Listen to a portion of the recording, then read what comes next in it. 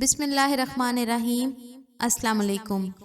ابن قیم رحمۃ اللہ علیہ فرماتے ہیں، جب دل دنیا کے دسترخوانوں سے بے نیاز ہو جائیں تو وہ آخرت کے دسترخوانوں پر بیٹھتے ہیں اور وہ ان لوگوں میں سے ہو جاتے ہیں جنہیں وہاں سے دعوت دی جا رہی ہو، اور جب دنیا کے دسترخوانوں پر راضی ہو جائیں تو آخرت کے دسترخوان چھوٹ جاتے ہیں۔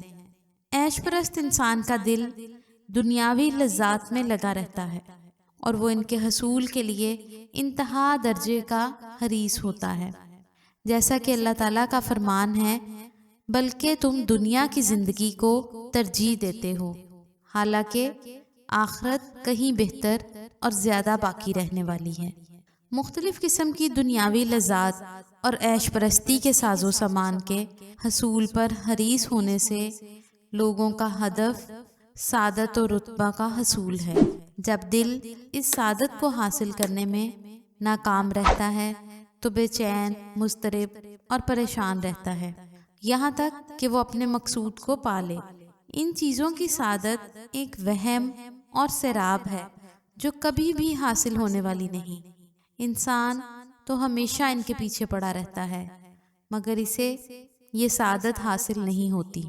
سیدنا زید بن ثابت رضی اللہ عنہ جناب رسول صلی اللہ علیہ وآلہ وسلم سے روایت کرتے ہیں کہ آپ صلی اللہ علیہ وآلہ وسلم نے فرمایا، جس شخص کو بڑی فکر دنیا کی ہی ہو تو اللہ تعالیٰ اس کے کام منتشر کر دے گا اور اس کی مفلسی دونوں آنکھوں کے درمیان کر دے گا، اور دنیا اس کو اتنی ہی ملے گی جتنی اس کی تقدیر میں لکھی ہے، اور جس کی نیت اصل آخرت کی طرف ہو تو اللہ تعالیٰ اس کے سب کام درست کر دے گا اور اس کے دل کو غنا سے بھر دے گا، اور دنیا جھک کر اس کے پاس آئے گی۔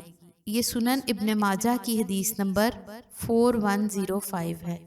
ویڈیو پسند آئے تو اس کو لائک اور شیئر ضرور کریں، اور ہمارے چینل اسلامک پورٹل کو ضرور سبسکرائب کریں۔